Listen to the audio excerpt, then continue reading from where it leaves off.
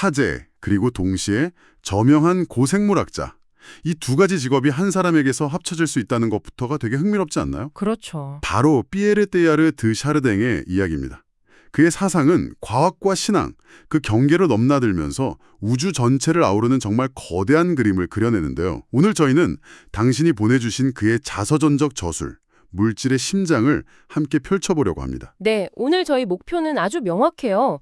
이 책의 흐름을 정말 충실하게 따라가면서 마치 우리 셋이서 책 한 권을 같이 읽고 이야기 나누는 듯한 경험을 만들어보는 거예요. 아, 좋네요. 특히 청소년들도 아, 이런 거였구나 하고 무릎을 탁 칠 수 있도록 그의 생각의 여정을 아주 친절하게 안내해 드릴게요. 맞아요. 모든 것의 시작은 사실 아주 작은 것이었어요.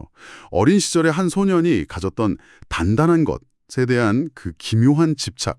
이게 어떻게 우주 전체의 진화, 그리고 어떤 신적인 중심을 향한 장엄한 비전으로까지 발전했는지 그 생각의 실타래를 하나하나 풀어가 보겠습니다. 그 실타래의 첫 가닥은 바로 물질에서 시작돼요. 보통 종교나 철학에서는 물질을 좀 영혼과 반대되는 혹은 극복해야 할 저급한 걸로 보잖아요. 네, 그렇죠. 보통은 그렇게 생각하죠. 근데 때아르는 여기서 완전히 180도 다른 관점을 제시해요. 물질이야말로 모든 것의 출발점이고 가능성의 모태라고 본 거죠. 아, 가능성에 못해요? 네, 물질이 점점 더 복잡하게 조직화되면서 스스로 의식을 틔우고 마침내 하나의 초월적인 중심으로 모여든다. 이게 바로 우주적 수렴이라는 그의 핵심 사상입니다. 그리고 이 거대한 여정을 이끄는 힘이 바로 사랑이라고 말하는데 이 지점은 나중에 더 깊이 파고들어 보죠. 좋습니다.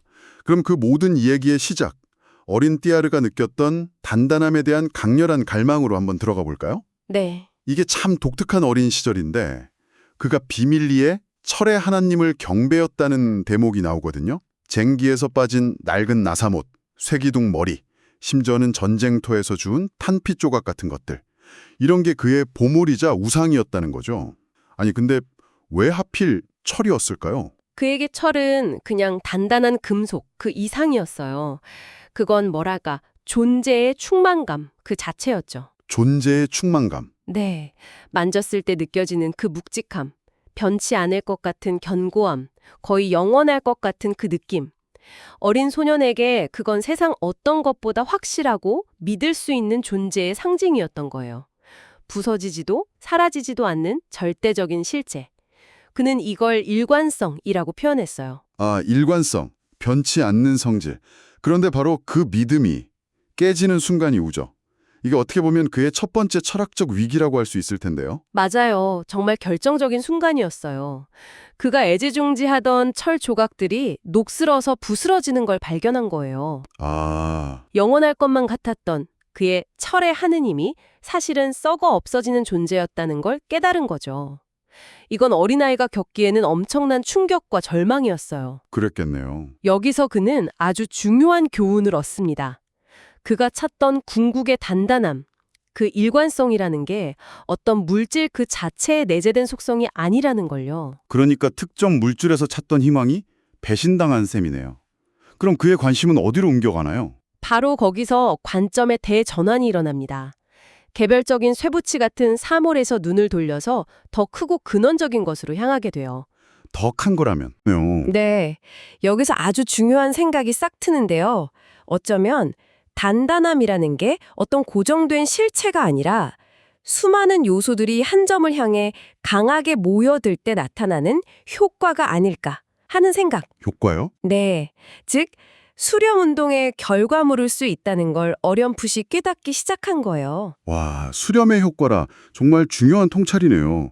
하나의 물질이 아니라 어떤 움직임, 어떤 방향성에서 존재의 본질을 찾기 시작했다는 거군요. 바로 그거죠. 바로 이 지점에서 그의 사상을 떠받치는 기둥이라고 할 수 있는 그 유명한 복접성 의식의 법칙이 등장하는 거죠. 정확해요. 이건 테이아르 사상의 알파이자 오메가라고 할 수 있는 핵심 원리입니다. 개념 자체는 어렵지 않아요. 물질이 더 복잡하고 정교하게 조직될수록 그 물질의 내면이라고 할 수 있는 의식의 수준도 비례해서 높아진다는 법칙이에요. 좀 더 쉽게 예를 들어 주실 수 있나요? 물론이죠. 원자 몇 개가 모여서 분자가 되고 또 수많은 분자들이 모여서 복잡한 구조의 세포가 되잖아요. 그리고 그 세포들이 모여서 뇌 같은 고도로 조직화된 기관을 가진 생명체가 되고요. 네, 맞습니다. 이렇게 물질의 외부적인 복잡성이 증가할수록 그 내부에서는 희미했던 의식이 점점 더 또렷해지고 깊어진다. 이런 이야기군요. 맞아요. 데이알의 표현을 빌리자면 물질은 정신의 모태이고 정신은 물질의 상급 상태다 라는 말이 딱 들어맞는 거죠. 복잡해질수록 내부의 정신적 온도가 올라가서 마침내 인간에게서는 생각이라는 불꽃이 활활 타오르게 되었다는 거죠. 그렇군요. 그리고 이 복잡성 의식의 법칙에 따라서 진화의 최전선에 등장한 인간의 사고가 마치 대기권처럼 지구 전체를 하나의 얇은 막처럼 뒤덮게 되는데 데이알에는 이걸 정신권, 노스피어라고 불렀어요. 생각하는 지구의 피막이라는 뜻이죠. 잠깐만요. 정신권이라니 생각하는 막이 지구를 덮고 있다는 건데 이건 그냥 멋들어진 비유인가요? 아니면 정말 실제하는 거라고 본 건가요? 좀 공상과학 소설처럼 들리기도 하거든요. 그거 아주 좋은 질문이에요. 데이알에게 이건 절대 비유가 아니었어요. 명백한 생물학적 실체였죠. 실체요? 네. 그가 이런 확신을 갖게 된 계기가 바로 1차 세계대전 참전 경험이었습니다. 아, 전쟁 경험이요? 네. 그는 참호 속에서 수백만의 사람들이 각자의 생각과 의지를 넘어서 마치 하나의 거대한 유기체처럼 혹은 거대한 단백질 분자처럼 일사불란하게 움직이는 걸 목격했거든요. 와, 개별 세포 하나하나가 몸 전체의 움직임을 다 파악할 수 없듯이 우리 개인도 정신권 전체를 직접 볼 수는 없지만 분명 그 안에서 하나의 일부로 작동하고 있다는 걸 직감한 거죠. 와. 그러니까 우리가 지금 인터넷으로 연결돼서 전 세계 사람들과 실시간으로 소통하고 거대한 여론을 형성하고 SNS에서 동시다발적으로 같은 밈을 소비하는 현상이야말로 정신권이 눈에 보이게 드러난 모습이라고 할 수 있겠네요. 바로 그거죠. 데이아레가 지금 시대를 본다면 거봐, 내 말이 맞았지? 라고 했을 것 같아요. 아마 틀림없이 그랬을 거예요. 인터넷과 글로벌 네트워크는 정신권의 신경계라고 할 수 있겠죠. 이 정신권의 출현으로 인류의 진화는 이전의 생물 진화와는 완전히 다른 국면으로 접어들었다고 그는 봤습니다. 다른 국면이라면 구체적으로 어떤 점이 다른 거죠? 과거의 생물 진화는 기본적으로 한 종이 여러 갈래로 나뉘고 흩어지는 분산의 과정이었어요. 나무의 가지가 뻗어나가듯이요. 아, 네네. 하지만 인간은 언어, 문화, 기술을 통해 오히려 서로 뭉치고 연결되는 방향으로 나아가고 있죠. 즉, 인류의 진화는 수렴의 방향으로 가고 있다는 겁니다. 흩어지는 게 아니라 모인다. 네, 전 인류가 거대한 하나의 지정신적 존재로 합쳐지고 있다는 거예요. 그는 심지어 현재의 인류는 아직 진화의 배아기에 있으며 이 수렴이 계속되면 지금의 인간을 넘어선 월인간, 얼트라 휴먼, 즉 초인간이 출현할 것이라고 예측하기도 했어요. 월인간, 초인간이라니 단어만 들으면 조금 섬뜩하게 들리기도 해요. 개개인은 사라지고 거대한 전체주의적인 존재가 되는 건가 하는 걱정도 들고요. 바로 그 지점이 때아르 사상에서 가장 오해받기 쉬우면서도 또 가장 중요한 부분이에요. 그가 말하는 합일은 개인을 없애는 획일화나 전체주의와는 정반대 개념입니다. 정반대라고요? 네. 그는 생물학 법칙을 인용해서 진정한 합일은 동일화시키지 않고 오히려 각자를 분화시킨다고 힘주어 말했어요. 합일이 오히려 각자를 더 자기답게 만든다. 이게 언뜻 들으면 무슨 같은데 어떤 의미일까요? 제가 이 거대한 흐름에 합쳐지면 지금의 나는 어떻게 되는 건가요? 좋은 오케스트라를 생각하면 쉬워요. 오케스트라요? 네. 바이올린, 첼로, 트럼펫이 각자 자기 소리를 잃고 똑같은 소리를 내는 게 위대한 합주일까요? 아니죠. 아니죠. 각 악기가 자기만의 가장 아름다운 소리를 낼 때 그 소리들이 지휘자의 지휘 아래 조화롭게 어우러져서 하나의 장엄한 교향곡을 만들어내잖아요. 오, 그렇네요. 그것처럼 인류가 하나의 중심으로 수렴할 때 개개인의 인격은 사라지는 게 아니라 오히려 그 중심 안에서 더욱 자유롭고 더욱 고유하며 더욱 완성된 형태로 초활성화된다고 본 거예요. 이 모든 수렴 운동이 최종적으로 도달하는 극점이 바로 오메가 포인트입니다. 오메가 포인트. 드디어 그 개념이 나왔네요. 알파벳의 마지막 글자인 오메가, 모든 것의 종착점이라는 의미겠죠. 맞아요. 우주의 모든 정신적 에너지가 한 점으로 응축되는 초인격적인 중심. 재밌게도 이게 바로 어린 시절 때야르가 한 조각의 철에서 그토록 찾아 헤맸던 결코 녹슬거나 부서지지 않는 궁극의 단단함이 마침내 우주적 차원에서 발견된 것이라고 할 수 있어요. 와, 물론 이런 그의 생각은 당시 학계나 종교계 모두에게 큰 논란을 불러일으켰어요. 과학계에서는 그의 주장이 과학적 증거보다는 철학적 사색에 가깝다고 비판했고요. 카톨릭 교회에서는 또 전통적인 창조론과 다르다는 이유로 그의 저술 출판을 금지하기까지 했죠. 그래서 그의 주요 저작 대부분이 사후에나 빛을 볼 수 있었습니다. 그런 배경이 있었군요.